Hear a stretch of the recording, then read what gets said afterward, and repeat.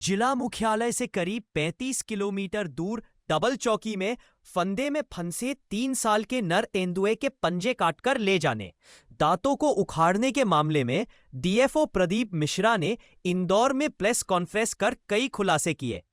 DFO Mishra ने इस मामले में एक आरोपी को मय तेंदुए के कटे पंजे और घटना में प्रयुक्त हथियारों के साथ गिरफ्त में लिया है।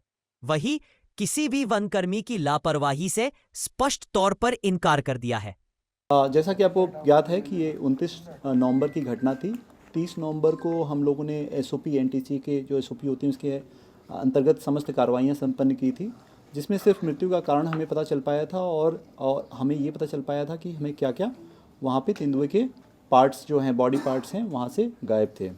इसके बाद जो हमारी जो जाँच फॉर्मल रूप से 2 तारीख से शुरुआत हुई है। 1 तारीख की रात से शाम को हमारी टीम मैंने टीम गठित की थी।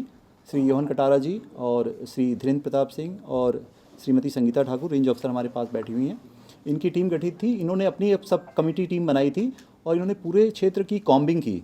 कम से कम आसपास के 5-6 गाँव में जाके सबसे पूछा और जो हमारी फॉरेस्ट की इंटेलिजेंस है, हमारे चरवाहे रहते हैं वहाँ पे, जो हमारी समिति के लोग हैं, सबसे पूछताछ की इस घटना के बारे में। बहुत मशक्क़त के बाद रात में लगभग 3 से 4 के बीच में किसी ने बताया कि एक लड़का है जिसके पास कुछ इस टाइप के वीडियो हैं, उससे भी एक बार मिला जा सकता है। तो इन्होंने इस क्लू पे उस बच्चे तक पहुँचे। इन लोगों ने उससे पूछा कि भाई तुमने कुछ ऐसा देखा है क्या? वो पहले बहुत घबरा गया, फिर उसने बताया कि हाँ, हमने ऐसा देखा है यहाँ तेंदुआ मरे हुए, और उसका फ़ोटो मैंने वीडियो भी बना लिया है। तो बहुत पूछने के बाद उसको बहलाने फुसला के उन्होंने पूछा, 12 साल का बच्चा था। फिर उसने धीमे से अपना मोबाइल दिया कि आप देख सकते हो, वीडियो बनाया।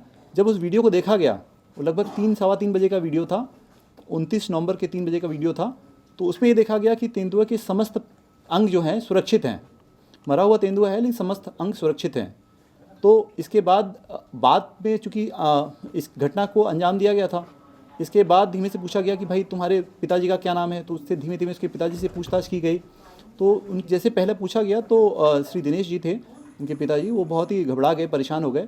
तो फिर इन लोग को थोड़ा सा उस पर शक हुआ। उनने पूछा कि भाई आप बताओ क्या है, क्या घटना है? तो वो जवाब कुछ उल्टे टेढ़े दे रहे थे, तो इससे शक और बढ़ा। फिर बीच में इन्होंने सीरियल डेटा भी हम लोग को तब तक प्राप्त कर चुके थे पुलिस विभाग से, उसको भी एनालाइज कर रहे थे कि इनके फ़ोन पे हम लोग ज़्यादा ध्यान कि इन्होंने कहाँ कहाँ कॉल किया है। हालांकि इनके कॉल बहुत ज़्यादा नहीं थे इधर उधर, फिर भी हम लोगों ने पूछताछ शुरू कर दिया। धीमे धीमे करते हुए साइकोलॉजिकली इनको ब्रेक डाउन करने की कोशिश किया और धीमे धीमे उन्होंने स्वीकार कर लिया कि हाँ, ये घटना हुई थी और वो तेंदुआ वहाँ पे था। और हमने अंत में स्वीकार ही कर लिया कि हमने उसके पाँव को काटा और दांत को भी डैमेज करने का कोशिश किया। तो पूछा गया कि क्यों आपने ऐसा किया? तो अमूमन वो सुअर, जंगली सुअर का शिकार करते हैं फंदा लगा के, और चिड़ियों को भी मारते हैं। एयरगन भी बरामद हुए, उनके यहाँ से सर्च भी किया गया। तो तमाम ये हथियार जो आपके सामने इसमें दिख रहे हैं बरामद किए गए। ये छोटे छोटे हथियार हैं जो वन्य प्राणियों के शिकार में प्राय इस्तेमाल किए जाते हैं। तो फिर उनसे पूछने पे इन्होंने जाके बताया अपने घर के पीछे इन्होंने एक सागौन के वृक्ष के पीछे इन पंजों को चुरा दिया था। तेंदुए के जो पंजे उन्होंने काटे थे, स्वीकार भी किया उन्होंने कि हमने कुल्हाड़ी से उसके पंजों काटे थे, क्योंकि उन्हें पता था कि ऐसे कोई नाखून होते हैं, उन्होंने सुन रखा था कभी, इसको कहीं बेचने से कुछ पैसे मिल सकते हैं। फिर हम लोगों ने बहुत प्रयास किया उनके सीरियल डेटा से, कहीं ऐसा तो नहीं कोई स्टेट लेवल का या बड़े लेवल के गिरोह के वो पार्ट हैं, बट अमूमन अभी तक तो ऐसा कोई कनेक्शन हम लोगों ने इस्टेब्लिश नहीं कर पाया कहीं पार्ट हैं। उन्होंने इस प्रत्याशा में ही इसको, जो हमने अभी जांच में पाया, प्रत्याशा में ही इन्होंने उसको उसके पंजे को काटा था कि इसके नाखून को बेच के हम लोग कुछ इसमें राशि या पैसे प्राप्त कर सकते हैं। तो ये पूरा घटनाक्रम है, यहाँ तक अभी तक हम लोग ने पहुँच पाए। और फाइनली अब चूँकि पंजे मिल गए और वो उन्होंने स्वीकार भी कर लिया कि इस कुल्हाड़ी से काटा है, और बहुत ही लॉजिकली कनेक्टेड है कि उस कुल्हाड़ी से पंजे को काटा सकता है। तेंदुआ के पाँव को काटने के लिए कोई छोटी छुरी से नहीं काट सकते हैं, और जैसा कटा हुआ है एक चॉप किया गया है उसको, तो कुल्हाड़ी का हैमरिंग जरूरी है उस चॉप करने के लिए। तो ये इससे हम लोग यहाँ तक इस मुकाम तक पहुँच पाए। इसमें एक ही आरोपी है, वो उनके पिता ही हैं, श्री दिनेश जी उस बच्चे के पिता हैं, और उसके थ्रू ही हम लोगों ने पहुंच पाए। नहीं, बिल्कुल वैलिड क्वेश्चन है। तेंदुआ पहले उसमें फंस गया था क्लच वायर में, और बेसिकली वो क्लच वायर डिवाइस किया गया था सुअर के लिए, उसमें तेंदुआ फंस गया था। और फंसने के बाद वो बहुत मशक्क़त किया वहाँ पे, चूँकि रोड उतना ज़्यादा आवागमन उसमें नहीं रहने की वजह से वो फाइनली बहुत खींच के अंत में मर गया था। इसके बाद ये गए वहाँ क्लच वायर काटे, और काटने के बाद फिर वहाँ पे उनको वहाँ कुछ देर तक पड़ा रहा। उसके बाद उसके जब बेटे ने वीडियो बताया उनको, तो ये गए वहाँ पे, चूँकि ये नाखून निकालने का पहले प्रयास किए, दांत निकालने का प्रयास किए, इसलिए डैमेज का निशान नाखून पे भी है, हम लोगों ने देखा पंजों में। और जब ये असफल हो गए, चूँकि वहाँ भीड़ बढ़ सकती थी और बातें स्प्रेड हो सकती थी, तो इन्होंने जल्दीबाजी में आगे के पाँव के दोनों मतलब पंजों को काटा और काट के निकल गए। मुख्यालय से लगभग 35 किलोमीटर पड़ेगा। ये गढ़ी है वहाँ पे आप जो कक्ष क्रमांक है 668, गढ़ी गांव है, गढ़ी बीट भी कहलाता है। और उस रोड के एक तरफ देखेंगे तो पूरा राजस्व क्षेत्र है, खेत और हल्के हल्के पेड़ हैं। दूसरे क्षेत्र पे देखेंगे तो एक खाई के बाद तुरंत अपना प्लांटेशन शुरू हो जाता है। प्लांटेशन की बार बड़ा फेंसिंग थी, वो फेंसिंग डैमेज थी, वहीं पे इन्होंने फंदे लगा दिए थे। पूरी सरकारी जमीन है जहाँ पे ये घटना हुई। यस सर, इसमें दांत निकालने वाली जो बात थी सर, उसमें क्या सच्चाई है सर? क्या दांत किस चीज से निकाले गए? यस, इन्होंने देखिए दांत को आप ध्यान से देखेंगे तेंदुए को, तो दांत पूरा उन्होंने पुल आउट नहीं किया, वो दांत को तोड़ने का प्रयास किया अपने इन्हीं हथियारों से, जितने कॉम्बिनेशन ऑफ हथियार हैं, इससे मारने की कोशिश की, तोड़ने की कोशिश किया, तो दांत डैमेज हुआ और दांत का पार्टिकल वहीं कहीं लॉस्ट हो गया। उसको हम लोग अलग से फिर से सर्च करेंगे, बट पूरा दांत नहीं निकाला, और उस दांत की कोई वैल्यू भी नहीं है जो उन्होंने निकाला है, बट इट्स और DDT उसको हम लोग रिकवर कर लें। नहीं जी, भी आपको बहुत ही वैलिड क्वेश्चन है। जंगल का क्षेत्र बहुत बड़ा होता है और इन लोग बड़े स्मार्ट होते हैं। इन लोग फंदा लगाते हैं, फिर फंदे निकाल भी लेते हैं, और ये फंदे रात में लगाते हैं और रात में ही निकाल लेते हैं, सुबह भोर होते होते।